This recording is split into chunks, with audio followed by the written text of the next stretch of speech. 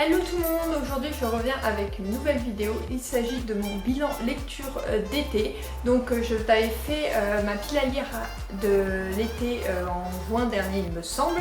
Donc n'hésite pas à aller la revoir si tu ne te rappelles pas des résumés, tout ça. Je vais pas reparler de tous les résumés, mais je te la mets en barre d'infos pour que tu ailles la voir. D'ailleurs, tant que j'y suis, en barre d'infos, il y a également toutes mes chroniques. Si tu veux lire mes chroniques complètement, elles sont en barre d'infos.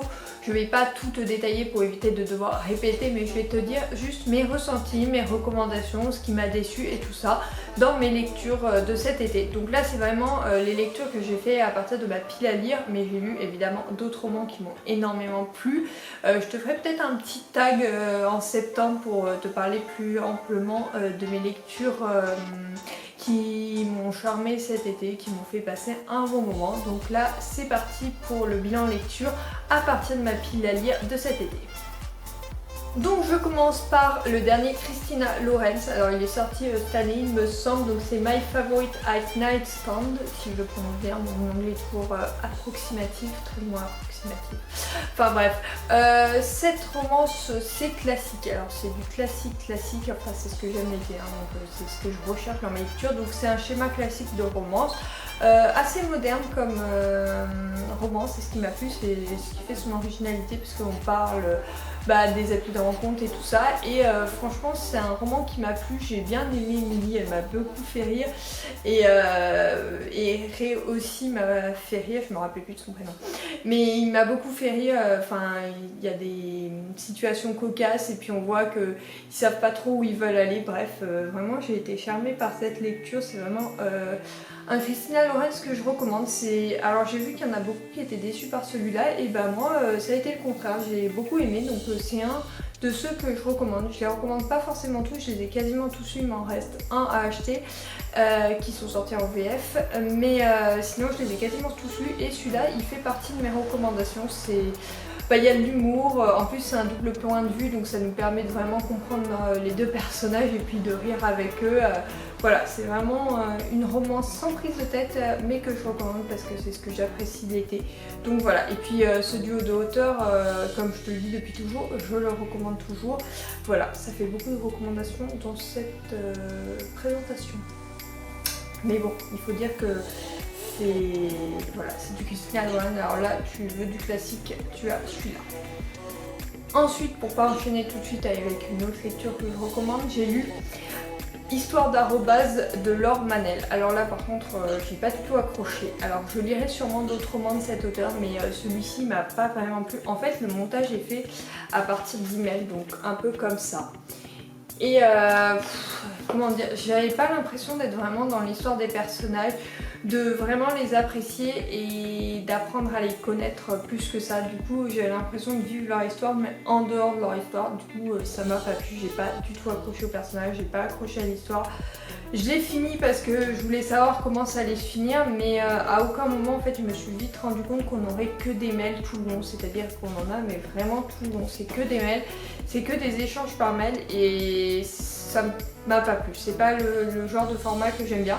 Donc je lirai d'autres romans de cet auteur parce que je sais que ma maman en a acheté d'autres, donc du coup je lui en piquerai un ou deux pour voir ce que ça donne, mais celui-là je le recommande pas. Si tu veux quelque chose d'original tu trouveras ton compte, mais moi ça m'a empêché de m'attacher au personnage, et comme c'est ce que je recherche vraiment dans mes lectures d'été, voilà, je suis passée complètement à côté, c'était peut-être pas la période pour le lire. Ensuite, changeons de genre, je passe à mon classique de l'été, le Guillaume Musso. Donc c'est La vie est un roman. Donc c'est le dernier qui est sorti en poche, donc c'est celui de l'an dernier il me semble. J'ai beaucoup aimé. Franchement, depuis qu'il a changé de maison d'édition, je trouve qu'on a changé un peu de registre au niveau de ses romans, de ses histoires, de ses intrigues, et je trouve ça hyper intéressant parce que j'ai l'impression de revenir au classique, enfin pas au classique mais à ce que j'avais apprécié dans Central Park, et avec une intrigue qui dure tout le long de l'histoire et qui se dénoue vraiment à la fin, et c'est cela qui m'a plu dans ce nouveau roman. Donc vraiment c'est la même construction que Central Park, et Central Park ce fut un coup de cœur, et celui-là c'est pas loin d'en être un. C'est un que je recommande vraiment de Guillaume Musso, et j'ai déjà hâte de lire ses prochains romans. Donc je les ai tous en poche, ils sont par là-bas. Donc j'attends toujours les sorties poche et en plus la couverture est un peu comme ça, enfin bref. Donc je l'avais lu encore, j'avais beaucoup aimé, donc c'est vraiment un roman que je recommande. Si tu veux une intrigue qui se dénoue à la toute fin et que t'as pas l'impression de la connaître avant la fin, et bah lance-toi dans les Guillaume Muffetto. Il y en a quelques-uns, il y a celui-là, celui qui est sorti en poche l'an dernier, et Central Park, qui sont vraiment des romans qui m'ont marqué. Après il y en a quelques-uns d'autres mais je ne les ai plus en tête. Donc voilà, vraiment à lire. J'hésite entre deux romans mais il faut qu'on lance de toute façon, donc on va commencer par celui-là. Donc il s'agit de Le prisonnier écossais de Diana Gabaldon. Donc ça fait partie de la saga Outlander, donc ils sont toujours là-haut, tu le sais, ils sont au-dessus de moi.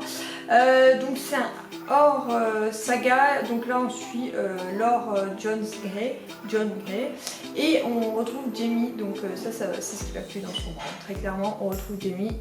Voilà, j'ai beaucoup plus accroché parce que j'avais lu un autre qui s'appelle Le cercle des 7 pierres, j'avais moins accroché, mais celui-là, comme il y a Jamie et qu'on le connaît bien, j'ai plutôt accroché. Après je suis curieuse de découvrir d'autres hors saga, donc il faut que j'en achète, j'en ai plus dans ma pile à lire, je crois qu'il m'en reste 4 ou 5 à découvrir, donc voilà, je m'y attaque, sachant qu'on n'est pas obligé de les lire dans l'ordre parce qu'en fait au début l'auteur nous fait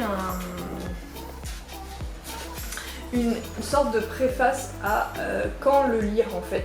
Donc là il faut lire celui-ci après avoir lu Le Voyage, donc c'est le tome 3. Après avoir lu le tome 3 de la saga, tu peux te lancer dans celui-là. Donc ça c'est plutôt pas mal. Alors moi je les ai tous lus donc ça me pose pas de problème, mais ça me permet de resituer l'histoire principale, parce que par exemple Jamie, on va le retrouver après le 3e tome, donc celui-là il s'intercale un peu entre les deux, donc ça nous permet de pas trop nous perdre, et voilà, c'est ce qui m'a plu, et voilà, donc en fait c'est vraiment de retrouver Jamie qui m'a plu dans ce tome là.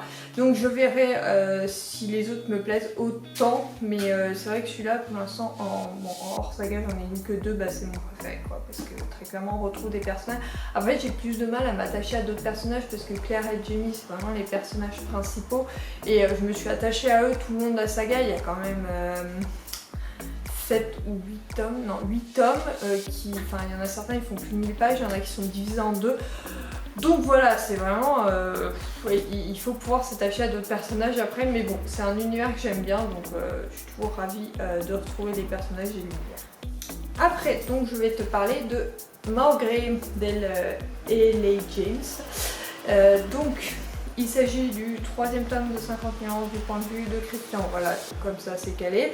Franchement je les trouve, alors c'est un pavé, hein. Franchement il y a plus de 700 pages, voilà. Donc pourquoi j'ai adoré? Parce que je trouve que la romance est beaucoup plus mature du point de vue de Grey. En fait on découvre la romance qu'a vécu Anastasia d'une autre façon, et c'est vraiment ce que j'ai apprécié. Et dans ce tome on a pas mal de passages inédits, de compléments à l'histoire principale, et c'est vraiment ce qui m'a plu, de découvrir lui ce qu'il faisait de son côté, ce qu'il ressentait et tout ça. Donc vraiment c'est un 3e tome qui a été un coup de cœur, j'ai adoré. Comme tu sais j'ai aimé les 3 tomes en fait, Grey, Darker et Mowgli, beaucoup plus que la saga principale. Franchement je recommanderais quasiment ces 3 tomes au lieu des 3 tomes du point de vue d'Anastasia, parce que c'est beaucoup plus mature, c'est beaucoup plus recherché, il y a beaucoup plus de psychologie au niveau des personnages, il y a beaucoup plus d'émotions, le personnage de Christian est beaucoup plus développé par rapport au personnage d'Anna qui peut paraître fade à côté de lui, et donc du coup c'est un roman qui m'a beaucoup plu et j'hésiterai pas à le relire malgré les 700 pages. Donc voilà, vraiment un coup de cœur celui-là. Donc si tu as lu la saga principale, lance-toi dans la saga entre guillemets secondaire, mais bon, le 4e, 5e et 6e tome. Si tu n'as pas lu les autres tomes, peut-être que de lire celle-là avant celle d'Anastasia peut être plus intéressant. Donc à voir, franchement c'est une saga que je continue à recommander, même si maintenant on est passé à autre chose, les films ont fini de sortir et tout ça. Mais bon, moi je l'aime toujours autant, donc voilà, elle reste une saga chouchoute pour moi. Donc voilà, je la recommande, et celui-là est vraiment top pour ceux qui l'ont lu. Allez voir ma chronique parce que vraiment j'en fais les éloges, et si tu veux en parler n'hésite pas à venir en commentaire ou en message privé sur les réseaux sociaux ou même en mail et tout ça. Ensuite, je voulais te parler de La Tresse de Laetitia Colombani. J'ai beaucoup aimé, mais j'ai l'impression d'avoir vécu... Alors en fait c'est 3 femmes, 3 vies, 3 continents, donc on vit la vie de ces 3 femmes, mais en fait j'ai l'impression d'avoir lu une petite partie de leur vie et c'est tout. Donc du coup je suis un peu frustrée à la sortie de ce roman, voilà ce que j'ai vraiment ressenti. C'est de la frustration à la sortie de ce roman, pourtant il était intéressant, j'ai beaucoup aimé les personnages, je m'en suis attachée et tout, mais justement je me suis trop attachée à elles et du coup j'avais du mal à les quitter et j'aurais voulu en savoir plus sur leur histoire. Donc voilà, ça se lit facilement, ça se lit vite, il n'y a que 200 pages, donc c'est un roman que je recommande. Je ne sais pas si je lirai d'autres romans de l'auteur, parce que le format ne m'a pas forcément plu, il faudrait que je le voie si le format est le même dans tous ces romans ou s'il est différent. Donc ça c'est vraiment un livre, en fait je recommande parce que il est intéressant. Par contre je le recommande pas aux personnes qui pensent être frustrées après avoir lu notamment des nouvelles entre guillemets, parce qu'en fait c'est 3 nouvelles qui sont parallèles mais c'est tout, et moi le format des nouvelles me frustre énormément. Donc voilà, je te le recommande s'il te frustre pas et si t'aimes bien découvrir des choses et t'intéresser à d'autres cultures notamment, mais si le format des nouvelles te frustre comme moi, je te le recommande pas, va voir un autre roman, il y en a des plus intéressants. Après on passe à 2 sagas que j'ai terminées, donc il s'agit de la trilogie de 365 jours de Blanka Lispenska. Donc le second tome pour commencer, j'ai beaucoup aimé, c'est un très bon tome. On continue à suivre Laura dans sa vie avec son compagnon et tout. On découvre beaucoup plus de choses sur la vie de son compagnon, sur sa meilleure amie.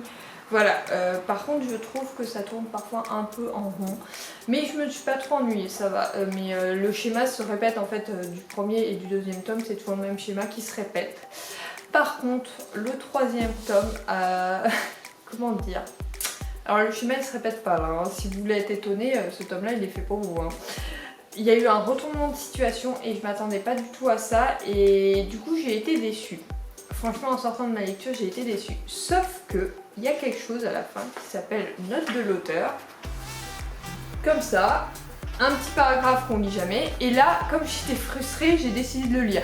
Je ne lis jamais, c'est à dire que sur tous les romans il y a écrit note de l'auteur, je ne lis quasiment jamais, et là depuis que j'ai lu celui-là je me suis dit peut-être qu'il faudrait que je le lise plus souvent.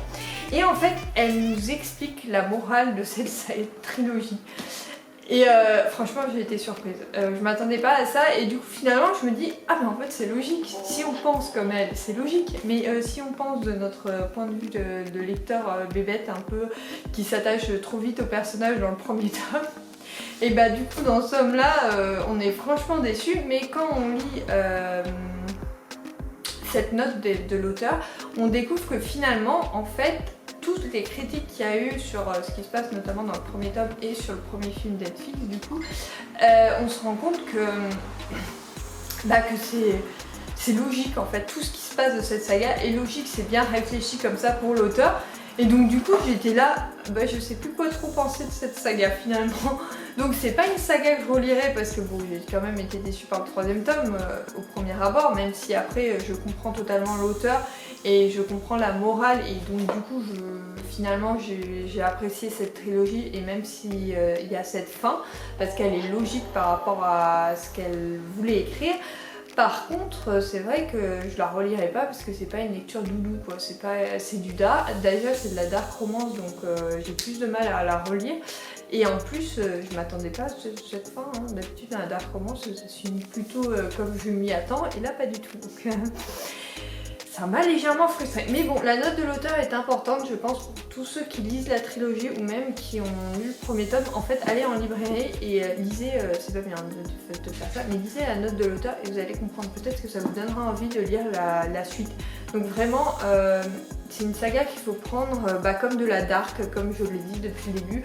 Ça, c'est pas une lecture pour tout le monde, c'est un public averti, vraiment, il faut s'accrocher par moment. Donc voilà, je la recommande, mais pas à tout public, et surtout lisez la note de l'auteur à la fin. Du coup, maintenant, je lis toutes les notes d'auteur. Dès qu'il y en a une, je la lis. En fait, elle m'a vaccinée cette saga. Donc voilà, voilà, j'ai été un peu le cul entre deux chaises entre guillemets à la fin de cette saga. Mais voilà, elle restera dans ma bibliothèque et j'ai hâte de découvrir les films pour voir ce qu'en a fait Netflix de cette fin parce que je suis vraiment curieuse. Donc déjà on va attendre le deuxième volet et puis après j'espère qu'ils sortiront un troisième volet. Ensuite, autre saga qu'il fallait que je finisse depuis un moment, donc il s'agit de Briar Université. Donc je l'ai fini, celui-là, le tome 4, je viens de le finir il y a hier. Donc voilà, et quand je tourne cette vidéo, hier je finissais cette saga, donc il fallait que je la finisse. Les off-campus m'avaient beaucoup plu, j'aime bien les Briar, mais alors c'est juste pour se détendre. Ça, il faut pas s'attendre à avoir d'originalité, c'est toujours le même schéma, toujours le même type de personnage, même si leur histoire varie et tout ça. Mais moi, je prends du plaisir et c'est ces lectures que j'aime bien. D'ailleurs, je ferai peut-être une vidéo pour expliquer pourquoi j'aime ces romans et pourquoi j'en lis toujours autant. Parce que quand on voit... non, si, c'est là-bas, bon, vous le voyez pas. Les Hugo... c'est toujours la même chose, soyons clairs, c'est toujours la même chose, mais c'est des lectures. En fait, ça me rassure d'avoir ce genre de lecture dans ma pile à lire. Là, j'en ai plus. Il me semble que je n'ai plus de ce genre de lecture dans ma pile à lire. Et donc, j'attends septembre avec impatience pour pouvoir en racheter. Parce que c'est des romans. En fait, je sais que si je vais pas bien ou si je veux me détendre sans prise de tête, je m'attaque à ces romans. Très clairement. Donc, le troisième tome, oui, c'est celui-là, c'est The Player. Donc, celui-là, il m'a plu, très très classique. Hein, mais il m'a beaucoup plu. Après, j'ai trouvé... assez drôle les deux personnages qui commencent, enfin ce que j'ai apprécié c'est l'amitié qui se transforme en romance dans cette saga, dans ce tome là. Et du coup voilà, ça m'a beaucoup plu, j'ai pris beaucoup de plaisir à le lire, surtout que Hunter voulait plus sortir avec personne. Quand il rencontre Demi, ça devient compliqué. Enfin voilà, ça m'a beaucoup fait rire et j'ai beaucoup aimé ce troisième tome. Mais celui qui m'a particulièrement fait rire, c'est Connor et Tyler. Non mais franchement, eux, ils m'ont fait trop rire quoi. Au début, leur relation est basée sur... en fait, Tyler essaye d'avoir une bonne réputation parce qu'elle est dans une sonorité ou... Enfin, une sonorité, oui, c'est ça. Sororité. Sonorité aussi, je me disais, ça sonnait pas bien. Donc elle est là-dedans avec des nanas qui veulent la mettre au défi et tout, de faire des choses qu'elle ne veut pas forcément. Mais bon, elle s'engage à essayer de séduire un hockeyeur et Connor va tomber dans va vouloir jouer le jeu pour aider Tyler et finalement va naître de cette fausse relation une véritable relation et une véritable romance. Sauf que ces deux personnages qui ont des secrets et qui ne veulent pas les révéler l'un à l'autre, ils ont beaucoup de mal à assumer et ils ont l'impression que l'autre ne les aime pas forcément et ils ont peur qu'ils découvrent certaines choses. Donc voilà, celle-là elle m'a particulièrement touchée, j'en garde un excellent souvenir, c'est un de mes préférés, même parmi les off-campus, c'est vraiment un de mes préférés, donc celui-là il m'a vraiment plu. Après je lirai avec plaisir d'autres romans de l'auteur, je sais pas s'il y a d'autres romans dans cette saga, il me semble pas. Bon, il y a quand même 8 tomes, hein. Et off-campus il y en a 4, là il y en a 4, donc voilà, je suis contente de l'avoir fini parce que celui-là est sorti il n'y a pas longtemps, mais celui-là il est sorti il y a un petit peu de temps maintenant, donc voilà, j'ai été ravie de la finir. Puis alors c'est des lectures qui me plaisent pour l'été parce que c'est détente, c'est plage, enfin pour moi ça signifie plage, ça signifie vacances, ça signifie détente et pas prise de tête. Donc voilà, c'est des lectures qui me plaisent beaucoup, mais c'est vrai que j'en ai plus dans ma pile à lire, donc il va falloir que je fasse un petit réassort, même si je voulais vider complètement ma pile à lire. Sur ce, je vais te laisser et je te retrouve très bientôt pour une nouvelle vidéo. Donc la semaine prochaine, ce ne sera pas une vidéo lecture, ce sera une vidéo haul de rentrée. Donc j'espère que cette vidéo t'aura plu et je te dis à la semaine prochaine et je te fais de gros bisous.